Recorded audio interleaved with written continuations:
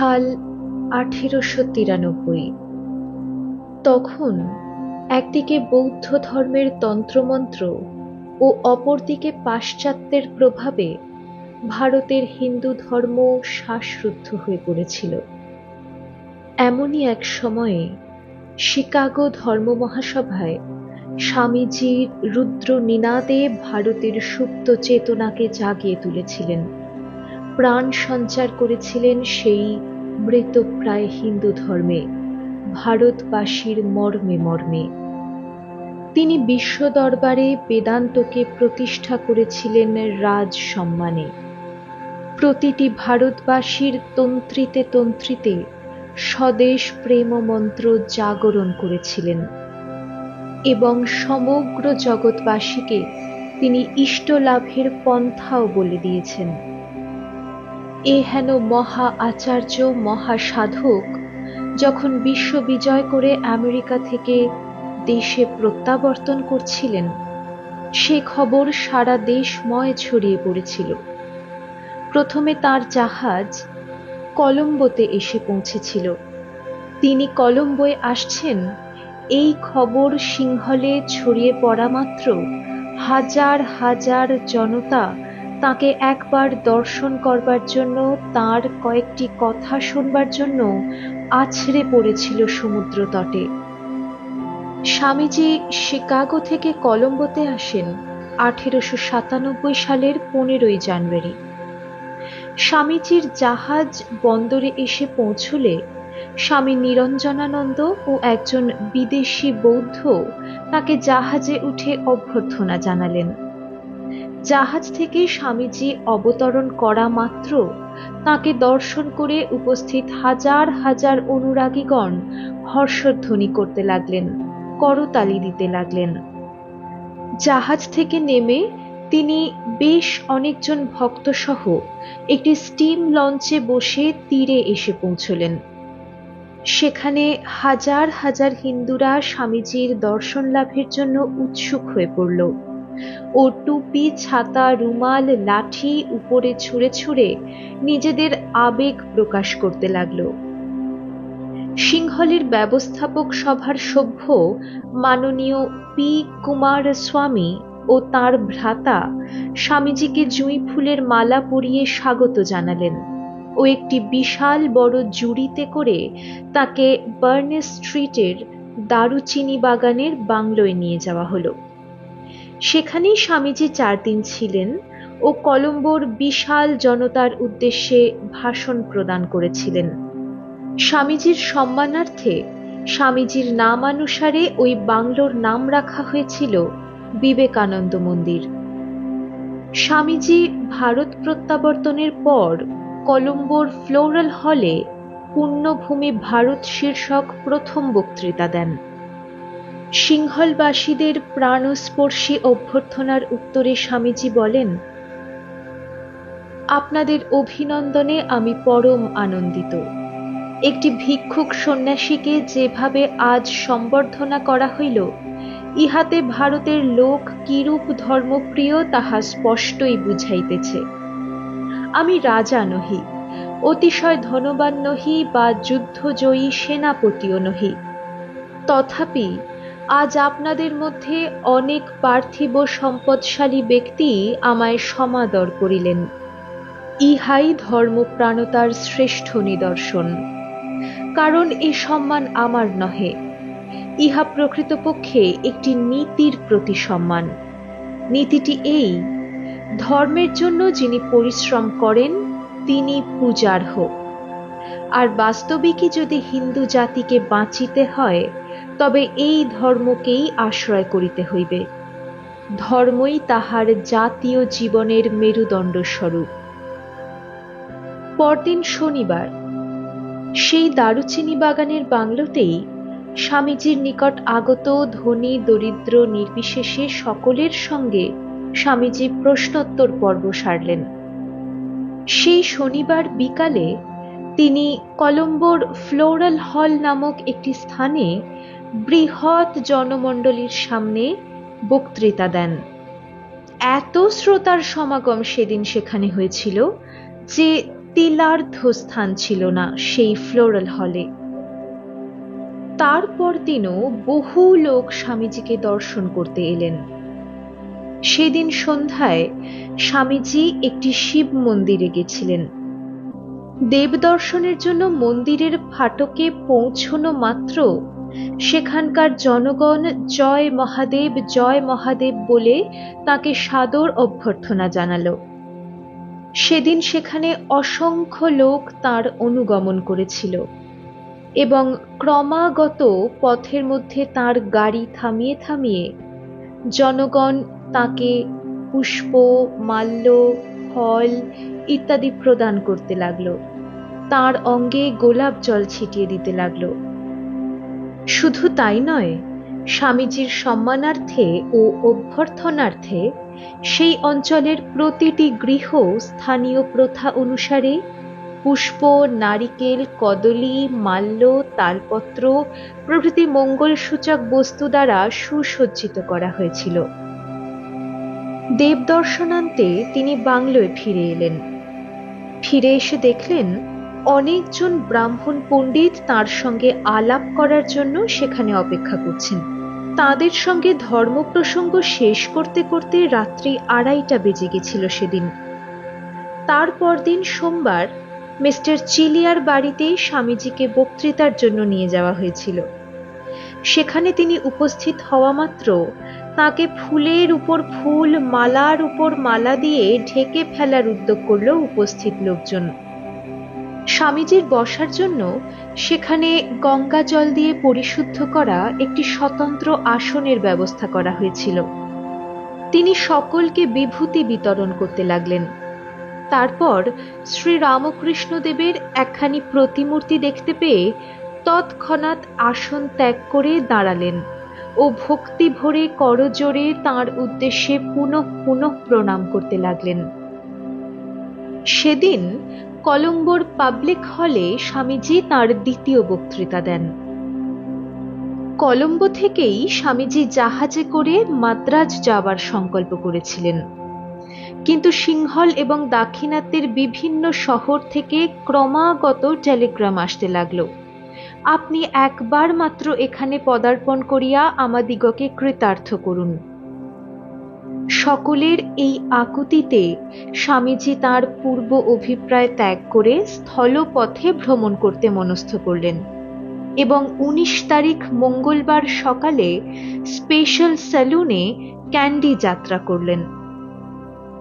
ক্যান্ডিতেও railway স্টেশনে বহু সংখ্যক ব্যক্তি স্বামীজির জন্য আগে থেকেই অপেক্ষা করছিলেন। তিনি সেখানে পৌঁছনো মাত্রই তাঁরা মহা সমাদরে অভ্যর্থনা করলেন ও দেব মন্দির চিহ্নিত পতাকা, জয়ধ্বনি, বাদ্যনাদ সহকারে তাকে একটি বাংলোয় নিয়ে গিয়ে মনোহর অভিনন্দন প্রদান করলেন। ক্যান্ডিতে স্বামীজি তাদের সঙ্গে সামান্য কিছু কথোপকথন করে এবং দ্রষ্টব্য স্থানগুলি দর্শন করে মাতালের উদ্দেশ্যে রওনা দিলেন এবং সেখানে তিনি রাত্রিবাস করেছিলেন। মাথালে থেকে পরদিন সকালে জাফনা অভিমুখে যাত্রা করলেন স্বামীজি। বড় মজার ছিল সেই যাত্রা। 200 মাইল পথ ঘোড়ার গাড়িতে। পথের উভয় পাশে সিংহলের অপূর্ব প্রাকৃতিক শোভা দেখতে দেখতে যাত্রীগণ চলতে লাগলেন। কিন্তু দুর্ভাগ্যের বিষয় হলো, ডাম্বোলা নামক স্থানের কয়েক মাইল পরেই পাহাড় থেকে নামার সময় গাড়ির সামনের একটি চাকা ভেঙে গেল এবং তার ফলে পথে 3 ঘন্টা বসে থাকতে হলো। অনেকক্ষণ পরে অতি কষ্টে দূরের একটি গ্রাম থেকে একটি গরুর গাড়ি সংগ্রহ করা হলো। তাতে জিনিসপত্র এবং মাদার সেভিয়ারকে তোলা হলো। স্বামীজি ও তার সঙ্গীরা কয়েক মাইল হেঁটে চললেন।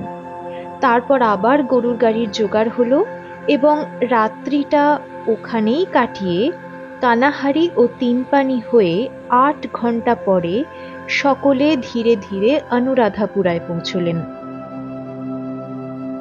অনুরাধাপুরা পৃথিবীর মধ্যে একটি অতি প্রাচীন এবং বৃহত্তম ভূপ্রথিত নগর। সেখানে অসংখ্য মন্দির ও বৌদ্ধ মঠের ধ্বংসাবশেষ রয়েছে এবং সেই ধ্বংসাবশেষগুলি দেখে মনে হয় 2000 বছর পূর্বে যখন এর অবস্থা অত্যন্ত ভালো ছিল, তখন পৃথিবীর মধ্যে অতি অল্প শহরই সমৃদ্ধিতে এই অনুরাধাপুরার সমকক্ষ ছিল। এই শহরে বৌদ্ধ যুগের বহু প্রাচীন কীর্তি বিদ্যমান। এই অনুরাধাপুরাতে বুদ্ধগয়া হতে মহাবোধি বৃক্ষের একটি শাখা এনে একটি জায়গায় রোপণ করা হয়েছিল এবং সেই শাখা প্রশাখা থেকে আরো কয়েকটি বোধি বৃক্ষ রোপণ করা হয়। সেগুলি আজও সেখানে বিদ্যমান। সেখানকার জনরব এই যে 245 খ্রিস্টপূর্বাব্দে প্রথম মহাবোধি বৃক্ষের শাখাটি রোপণ করা হয়। এই পবিত্র স্থানে সেই মহাবোধি অশ্বত্থ বৃক্ষের তলে স্বামীজি 2-3 হাজার শ্রোতার সম্মুখে উপাসনা সম্বন্ধে একটি সংক্ষিপ্ত বক্তৃতা দিলেন। তিনি ইংরাজিতে বক্তৃতাটি দিয়েছিলেন এবং তার সঙ্গের দ্বিভাষীগণ সেটিকে তামিল এবং সিংহলি ভাষায় অনুবাদ করে দিতে লাগল। স্বামীজি সেদিন উপস্থিত শ্রোতাদের অসার পূজাড়ম্বর পরিত্যাগ করে বেদ বিহিত মার্গের প্রতি মনোযোগী হতে উপদেশ দিলেন। এই পর্যন্ত বলার পরে দলে দলে বৌদ্ধ ভিক্ষু ও গৃহস্থ সেখানে সমবেত হয়ে ঢাক, ঢোল, কাঁসর, ঘণ্টা প্রভৃতি বাজিয়ে এমন বীভৎস শব্দ আরম্ভ করল যে স্বামীজি থামতে বাধ্য হলেন। স্বামীজি সেদিন সেখানে না থাকলে এবং হিন্দুদের ধৈর্য সহকারে সহ্য করার উপদেশ না দিলে সেদিন ওখানে হিন্দু ও বৌদ্ধদের মধ্যে বিষম দ্বন্দ্ব হতো, সন্দেহ নেই। তারপর স্বামীজি ধর্মের সার্বভৌমত্ব বুঝিয়ে দিয়ে এই বৌদ্ধ প্রধান স্থানে বললেন, ধর্মের গোড়ামি এবং তাহা লইয়া বিবাদ বিসংবাদ করা নিতান্ত অজ্ঞানতার পরিচায়ক। ভগবানকে শিব, বিষ্ণু বা বুদ্ধ যে নামেই পূজা করো না কেন, তিনি এক ব্যতীত দুই নহেন। সুতরাং বিভিন্ন ধর্মাবলম্বীর মধ্যে পরস্পরের প্রতি সহিষ্ণুতা ও সহানুভূতি থাকা অত্যাবশ্যক। অনুরাধাপুরা থেকে জাফনা 120 মাইল, কিন্তু রাস্তা এবং ঘোড়া উভয়েরই অবস্থা শোচনীয় বলে অতি কষ্টে যেতে হলো। কেবল পথের মনোলোভা শোভায় এ কষ্ট তত গায়ে লাগলো না যাত্রীদের।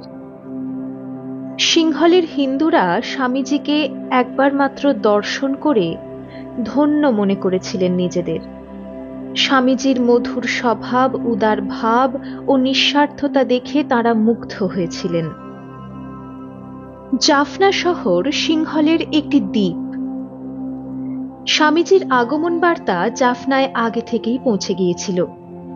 তাই জাফনা শহর থেকে 12 মাইল আগেই জাফনার সম্ভ্রান্ত ও গণ্যমান্য 100 হিন্দু ভদ্রলোক গাড়ির ব্যবস্থা করে স্বামীজির জন্য অপেক্ষা করছিলেন।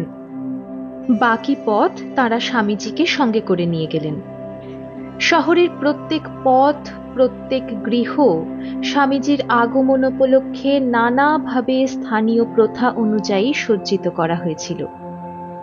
সন্ধ্যাকালে ষাঁড়বন্দি মশালের আলো জেলে স্বামীজিকে জাফনা হিন্দু কলেজের প্রাঙ্গণে নিয়ে যাওয়া হলো। সেখানে 10 থেকে 15 হাজার লোক সমবেত হয়েছিলেন, জাতি ধর্ম নির্বিশেষে স্বামীজিকে দর্শন করার জন্য, স্বামীজির বক্তব্য শোনার জন্য। অত্যন্ত মনোগ্রাহী এবং সাড়ম্বর অভ্যর্থনার পর স্বামীজিকে মঞ্চে নিয়ে যাওয়া হলে স্বামীজি 1 ঘণ্টা কাল ব্যাপী দীর্ঘ একটি হৃদয়স্পর্শী বক্তৃতা দেন সেখানে। স্বামীজির জন্য একটি অভিনন্দন পত্র পঠিত হয়েছিল। সেই অভিনন্দন পত্রের মর্ম এইরূপ: শ্রীমৎ বিবেকানন্দ স্বামী, শ্রদ্ধাস্পদেষু, জাফনা শহরবাসী আমরা হিন্দুগণ সিংহলে হিন্দু ধর্মের প্রধান কেন্দ্রস্বরূপ এই স্থানে আপনাকে স্বাগত সম্ভাষণ করিতেছি। লঙ্কা দ্বীপের এই অংশে পদার্পণ করিবার জন্য আপনাকে যে আমন্ত্রণ করিয়াছিলাম, আপনি তাহা অনুগ্রহপূর্বক স্বীকার করাতে আমরা ধন্য হইয়াছি। আপনি বেদে প্রকাশিত সত্যের আলোক চিকাগো ধর্ম মহাসভায় প্রকাশ করিয়াছেন, ভারতের ব্রহ্মবিদ্যা ইংল্যান্ড ও আমেরিকায় প্রচার করিয়াছেন, সমগ্র পাশ্চাত্য দেশবাসীকে হিন্দু ধর্মের সত্য সমূহ জানাইয়াছেন এবং তদ্বারা পাশ্চাত্য দেশকে প্রাচ্যভূমির সহিত ঘনিষ্ঠ সম্বন্ধে আবদ্ধ করিয়াছেন। এইরূপে আমাদের ধর্মের জন্য আপনি যে নিঃস্বার্থভাবে পরিশ্রম করিয়াছেন, তজ্জন্য আমরা এই সুযোগে আপনাকে আমাদের হৃদয়ের গভীর কৃতজ্ঞতা জানাইতেছি। আরও এই জড়বাদ সর্বস্ব যুগে যখন সর্বত্রই শ্রদ্ধার হ্রাস ও আধ্যাত্মিক সত্যান্বেষণে লোকের অরুচি, এই ঘোর দুর্দিনে আপনি যে আমাদের প্রাচীন ধর্মের পুনরুদ্ধয়ের জন্য আন্দোলন আরম্ভ করিয়াছেন, তজ্জন্য আমাদের বহুতর ধন্যবাদ গ্রহণ করুন, ইত্যাদি। পরদিনও সন্ধ্যাবেলায় 7টার সময় স্বামীজি জাফনা হিন্দু কলেজে প্রায় 4000 জনতার সম্মুখে বেদান্ত বিষয়ে আরেকটি বক্তৃতা দেন। স্বামীজির বক্তৃতা শেষ হলে মিস্টার সেভিয়ার সমবেত জনমণ্ডলীর অনুরোধে তাঁর হিন্দু ধর্ম গ্রহণের কারণ ও স্বামীজির সঙ্গে ভারতবর্ষে আসার উদ্দেশ্য বিবৃত করে একটি বক্তৃতা দিলেন। এই জাফনাতেই স্বামীজির সিংহল ভ্রমণ শেষ হল। প্রত্যক্ষদর্শীরা লিখছেন, কলম্বো থেকে জাফনা পর্যন্ত সর্বত্রই সিংহলবাসীরা তাঁর প্রতি এত শ্রদ্ধা ও অনুরাগ প্রদর্শন করেছিল ও এত উৎসাহ সহকারে তাঁর অভ্যর্থনা করেছিল যে ভাষায় তা প্রকাশ করা অসম্ভব। এই অল্প কয়েকদিনেই সিংহলবাসীরা তাঁকে চিনতে পেরেছিল এবং শ্রীরামকৃষ্ণদেবের উপদেশ প্রচার করার জন্য তাঁকে সে দেশে লোক পাঠানোর জন্য অনুরোধ করেছিল। আরও অনেক অনেক শহর ও সভা সমিতির পক্ষ থেকে নিমন্ত্রণপত্র ও টেলিগ্রাম আসতে লাগলো, কিন্তু সময়াভাবে স্বামীজি সকলের অনুরোধ রক্ষা করতে পারলেন না। বিশেষত এ কদিনে অতিরিক্ত ও অনবরত লোক সমাগমে তিনি ক্লান্ত ও পীড়িত হয়ে পড়েছিলেন। স্বামীজির একজন সঙ্গী লিখেছেন, তিনি যদি আর কিছুদিন সিংহলে থাকিতেন, তাহা হইলে লোকের শ্রদ্ধা ভক্তি ও অনুরাগের চোটে মারা যাইতেন।